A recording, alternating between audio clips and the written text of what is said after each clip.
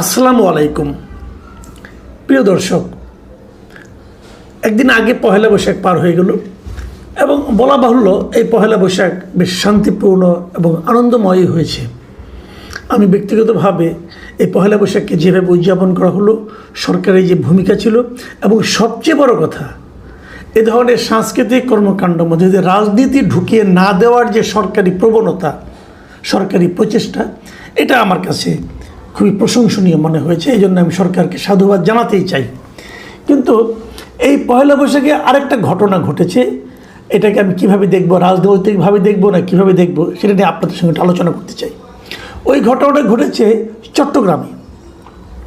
চট্টগ্রামে এই এনসিপির নেতা এবং সংসদ সদস্য ব্রাহ্মণবাড়িয়া থেকে নির্বাচিত মিস্টার হাসনাত আবদুল্লাহ, তিনি চট্টগ্রামে গিয়েছিলেন চট্টগ্রামের সাবেক মেয়র মঞ্জুর আলমের সঙ্গে দেখা করতে। এবং আমি যত শুনেছি উনি একা যান নাই, ওনার সঙ্গে আরও অন্য কয়েকটা দলের নেতাও ছিলেন।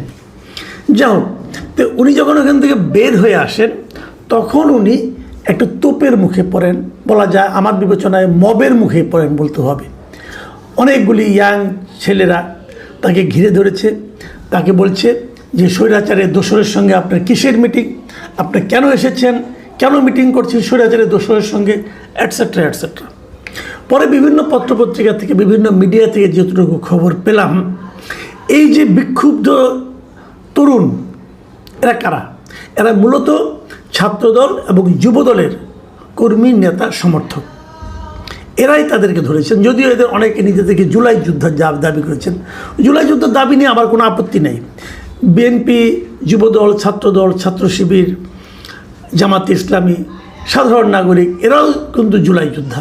কারণ জুলাইয়ের সেই গণ অভ্যুত্থান বলেন এবং গণ আন্দোলন বলেন, এটা তো একা একা হয় নাই, একটা কোনো দলও করে নাই, সব দল মিলিয়েই করেছে। কাজে সবাই জুলাই যোদ্ধা, এটা নিয়ে আমার কোনো আপত্তি নেই। ওনারা নিজেদেরকে জুলাই যুদ্ধের পরিচয় দিলেও আমি যতটুকু জেনেছি তাদের মধ্যে সিংহভাগই ছাত্রদল এবং যুবদল।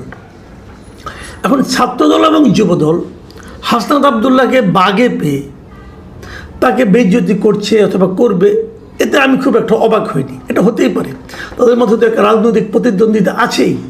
কাজেই তাকে যদি রাজনৈতিকভাবে হেয় প্রতিপন্ন করা যায়, এতে কোনো অস্বাভাবিক কিছু না, এটা হতেই পারে। কিন্তু প্রশ্ন হলো, তারা তাকে যেভাবে আক্রমণ করেছে, এই আক্রমণটা কি ঠিক আছে কিনা? একজন লোক কারো বাসায় গিয়েছে, এখন উনি যে স্বৈরাচারের দোসর, এটা আপনি কতদিন বলবেন? বাংলাদেশের স্বৈরাচারের দোসর ছিল নাকি বলেন আপনারা? শেখ হাসিনা যে 17 বছর 15 বছর যে শাসন করেছেন, এই সময়ে কে আওয়ামী লীগ করতো না? 10 জন লোকের মধ্যে 9 জনই বলতো আমি আওয়ামী লীগ করে, একজন চুপ করে থাকতো। সেগুলো দল করে না, সে মুখ ফুটে বলতো না যে আমি বিএনপি করি। জামাত বলো তো কোনো প্রশ্নে ওঠে না, কারণ জামাতের লোকেরাই বলতো আমি আওয়ামী লীগ করি। এই যে জামাতের বিরাট নায়ক, শিবিরের বিরাট নায়ক সাদিক খান, আওয়ামী লীগের পক্ষে স্লোগান দেয়নি, আওয়ামী লীগ করেনি। স্বৈরাচারের দোসর সে, সবাই তাহলে স্বৈরাচারের দোসর। তো এটা কতদিন চলবে?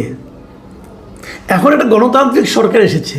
ভোট দেওয়ার সময় বলেছিলেন আপনারা যে আমরা স্বৈরাচারের দোসরের ভোট চাই না? তা তো বলেননি।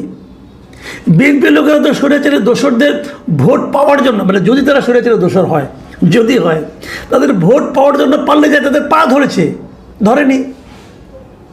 তাহলে কে স্বৈরাচারের দোসর, কখন স্বৈরাচারের দোসর? ও, যখন আপনার পছন্দ না হবে তখন সে স্বৈরাচারের দোসর, আর যখন সে আপনার পছন্দ হবে তখন এই দেশের নিরপরাধ নাগরিক। এই কি ইকুয়েশন? এটা কতদিন চলবে?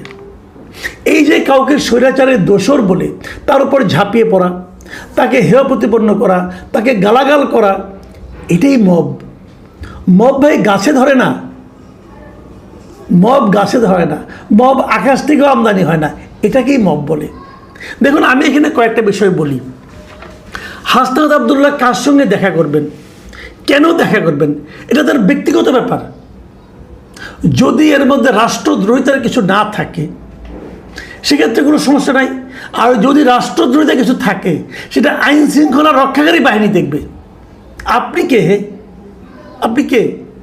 আপনারা 10-12 জন লোক মিলা বলেন মব করতেছে, আসলে আমার যেটা আমি ওটা বলি, আগে একটু কথা বলে নিই। আমি একটু হাসনাত আবদুল্লাহর প্রশংসাটা একটু করতে চাই। এখানে আমি একটা ভিডিও দেখলাম, আমি খুব ইন্টারেস্টিংলি খেয়াল করলাম। হাসনাত আবদুল্লাহর বয়স কম, আমার চেয়ে তো অনেক কম। আমার সঙ্গে বিভিন্ন সময় দেখা সাক্ষাৎ হয়েছে এবং মানে খুবই কম বয়স্ক একটা লোক।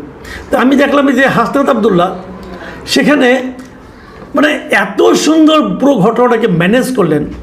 মানে এই এত কম বয়সে এভাবে ম্যানেজ করতে পারার যে দক্ষতা, এটা কিন্তু হয়েছে একটা বড় আন্দোলনের মধ্য দিয়ে উনি উঠে এসেছেন বলে।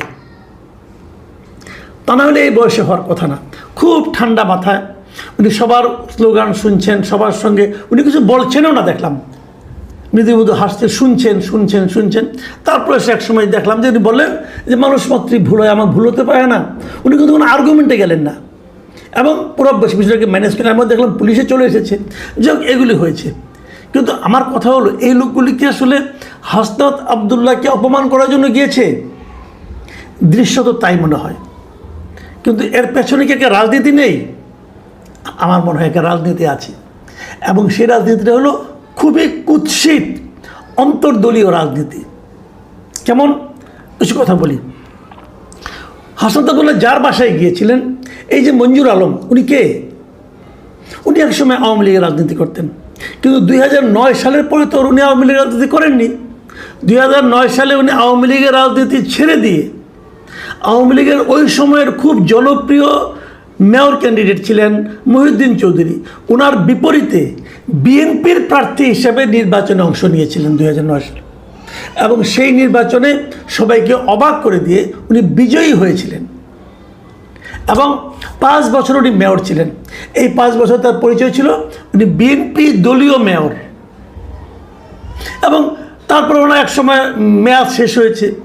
মেয়াদ শেষ হওয়ার পর উনি তারপর আর কোনো প্রথম কিছুদিন রাজনীতি করেননি। পরে তিনি আবার আওয়ামী লীগের সঙ্গে ভেড়ার চেষ্টা করেছিলেন, কিন্তু আওয়ামী লীগের কোনো অ্যাক্টিভিজমে তাকে দেখা যায়নি। তারপর উনি চুপচাপ হয়ে গেছেন, ব্যবসা বাণিজ্য করতেন। এরপর 5ই আগস্টের পর উনি কিন্তু আবার বিএনপির পক্ষে ওনাকে মাঠে দেখা গেছে, এবং সবশেষ যে নির্বাচনটা হলো, এই নির্বাচনে বিএনপির পক্ষে প্রচারণা চালিয়েছেন। 2-3টা উদাহরণ দেওয়া যেতে পারে। সীতাকুণ্ডে আসলাম চৌধুরী যে ইলেকশন করেছিলেন, তার যে নির্বাচনী জনসভায় সেখানে উনি ভাষণ দিয়েছেন আসলাম চৌধুরীর পক্ষে। বেগম খালেদা জিয়া যখন খুবই অসুস্থ, তখন ওনার জন্য উনি বিশাল মিলাদ মাহফিলের আয়োজন করেছেন ওনার রোগ মুক্তির কামনায়। এগুলি তো সব আমরা দেখেছি, পত্রপত্রিকায় পড়েছি। কেবল তাই না, জানুয়ারি শেষ দিকে তারেক রহমান যখন নাকি আপনার চট্টগ্রাম গেলেন, তখন ওনাকে কিন্তু ওখানে একটা ফুলের সম্বর্ধনা কিন্তু আয়োজন করেছিলেন এই মঞ্জুর আলম, এবং সেখানে তাকে যে ফুলের সম্বর্ধনা দেওয়া হয়, তখন তার পাশে চট্টগ্রামে যে বর্তমান মেয়র ডাক্তার শাহাদাত, তাকেও আমরা দেখতে পেয়েছি। ডাক্তার শাহাদাত তো বিএনপির। তো তারা সবাই মিলেই তো তারেক রহমানকে সম্বর্ধনা দিয়েছেন। তাহলে উনি স্বৈরাচারের দোষর কবে হলেন? 2009-এর পর থেকে উনি 5 বছর বিএনপির মেয়র ছিলেন। তারপর অল্প কিছুদিন প্রথমে অবসরে গেছেন, তারপরে অল্প কিছুদিন আওয়ামী লীগের সঙ্গে জড়িত হবেন বলে বলেছেন। হয়তো সেটা পরিস্থিতির কারণে হতে পারে, ভাবেন একসময়, ওই সময় বাস্তবতাটা কী। কিন্তু তারপর তো আবার উনি বিএনপির সঙ্গে এবং আওয়ামী লীগের কোনো অ্যাক্টিভিজমে ওনার অংশগ্রহণ ছিল বলে কেউ বলতে পারবে না। তাহলে উনি স্বৈরাচারের দোষর কী করে হলেন ভাই? উনি তো বিএনপির লোক। এখন প্রশ্ন হচ্ছে, উনি যদি বিএনপির রাজনীতিতে চট্টগ্রামে খুবই অ্যাক্টিভ হয়ে যান, তাহলে চট্টগ্রামের বিএনপির রাজত্বটা যারা করেন, চট্টগ্রামে বিএনপি যাদের নিয়ন্ত্রণে বলে তারা দাবি করেন অথবা ভাবতে ভালোবাসেন যে আমার নিয়ন্ত্রণে চট্টগ্রামে বিএনপি আছে, তাদের কারো কি অসুবিধা হতে পারে? হতে পারে। এই জায়গাতে মূল সমস্যাটা। মঞ্জুর আলম খুবই প্রভাবশালী একজন ব্যক্তি সামাজিকভাবে ওই এলাকায়। ওনার গ্রহণযোগ্যতা সামাজিকভাবে বিপুল, এবং এরকম গ্রহণযোগ্যতার একজন মানুষ যদি বিএনপি রাজনীতিতে অ্যাক্টিভ হন, তখন ওনাকে ইগনোর করা অনেকের পক্ষে হয়তো সম্ভব হবে না। সেই জন্যই কি তাদের অনুগত যুবদল ছাত্রদলকে লেলিয়ে দেওয়া হয়েছিল? আসলে তাদের লক্ষ্য হাসনাত আবদুল্লাহ ছিল না, তাদের লক্ষ্য ছিল মঞ্জুর আলম। দেখুন অন্তর্দলীয় রাজনীতিটা কেমন চলে। আমি দেখেছি এটা, যে যখন আওয়ামী লীগ যখন ক্ষমতায় ছিল, যে 15 বছর তারা শাসন করেছে, সে সময় আওয়ামী লীগের কিন্তু প্রচুর নেতাকর্মী কিন্তু নিহত হয়েছে, আহত হয়েছে। কার দ্বারা হয়েছে? আওয়ামী লীগের আরেকটা গ্রুপ দ্বারা হয়েছে। এই গ্রুপ ওই গ্রুপকে পিটিয়েছে। মানে এখানে কিন্তু এই যে দ্বন্দ্ব, এই দ্বন্দ্বের প্রকাশ ঘটাতে যে কিন্তু রাজনৈতিক আদর্শ কোনো কাজ করছে না, এখানে কাজ করছে স্বার্থের দ্বন্দ্ব, আধিপত্যের দ্বন্দ্ব, নেতৃত্বের কোন্দল। মানে নেতৃত্বের কোন্দল, ব্যক্তি স্বার্থ দলীয় স্বার্থকে ছাপিয়ে যাচ্ছে। এটা কিন্তু একটা দলের জন্য, একটা দেশের জন্য খুবই মর্মান্তিক। আজকে বিএনপি যে রাজনীতি করে, এই বিএনপির যে প্রতিষ্ঠাতা জেনারেল জিয়া, ওনার কিন্তু একটা খুব জনপ্রিয় স্লোগান ছিল। উনি বলতেন, ব্যক্তির চেয়ে দল বড়, দলের চেয়ে দেশ বড়। আর আমাদের বিএনপির নেতারা কী করছেন? তারা প্রমাণ করার চেষ্টা করছেন যে দেশের চেয়ে দল বড়, দলের চেয়ে ব্যক্তি বড়।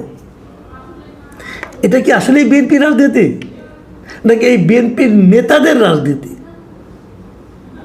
দেখুন, হাসনাত আবদুল্লাহ কিছু হবে না, কিন্তু হাসনাত আবদুল্লাহ যে মবের শিকার হলেন, এর দায়িত্বটা কার আসলে?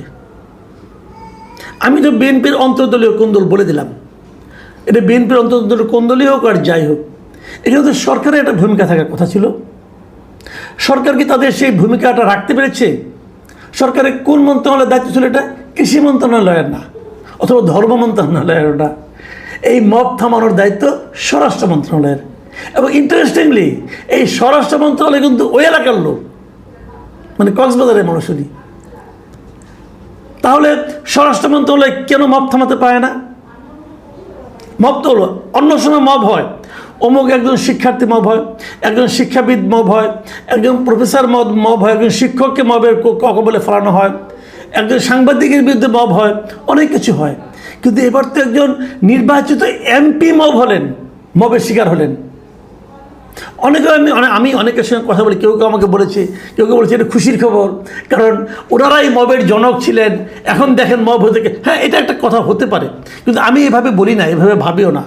সন্দেহ নাই যে হাসনাত আবদুল্লাহরাই অনেক সময় মবকে প্রশ্রয় দিয়েছেন। ওনারা ছাত্ররা, ওনার দল, এনসিপি, এরা সবাই একসময় তারা মবকে প্রশ্রয় দিয়েছেন, কোনো সন্দেহ নেই এতে। গত 18 মাস সেই মব আমরা দেখেছি। কিন্তু এবার উনি যখন নিজে মবের শিকার হয়েছে, নিশ্চয়ই উনি বুঝতে পেরেছিলেন অন্যদেরকে কেমন লেগেছে। কিন্তু সেটা কিন্তু মূল ইস্যু না। মূল ইস্যুটা হলো মব হবে কেন? মব, আমার যিনি শত্রু তার বিরুদ্ধেই বা মব হবে কেন? মব হয়েছিল কেন? আগামীতে হবে কেন? তারও চেয়ে বড় কথা, হতে দেওয়া হবে কেন? এর জন্য কি স্বরাষ্ট্রমন্ত্রীর কোনো দায় নাই? এই স্বরাষ্ট্রমন্ত্রী কিন্তু দায়িত্ব নেওয়ার পর প্রথমেই বলেছিলেন এদেশে আর কোনো মব হবে না। আপনি কি আপনার কথায় স্থির থাকতে পেরেছেন? আমি স্বরাষ্ট্রমন্ত্রীকে অনুরোধ করব, আপনি আজ রাতে বিছানায় ঘুমোতে যাবার আগে একবার হিসাব করে দেখবেন তো, আপনি দায়িত্ব নেওয়ার পর এই দেশে কতগুলি মব হয়েছে। একটু খুঁজে দেখেন, পেপার পত্রিকাতে পাবেন। এর জন্য কি আপনার একটুও দায়িত্ববোধ নাই? আপনার একটুও খারাপ লাগবে না? লাগা উচিত। আর যদি না লাগে, আপনি বুঝে নেবেন আপনার জন্য ওই দেশের মানুষের কোনো ফিলিংস কাজ করবে না। প্রিয় দর্শক, এখন এ পর্যন্তই। আল্লাহ হাফেজ।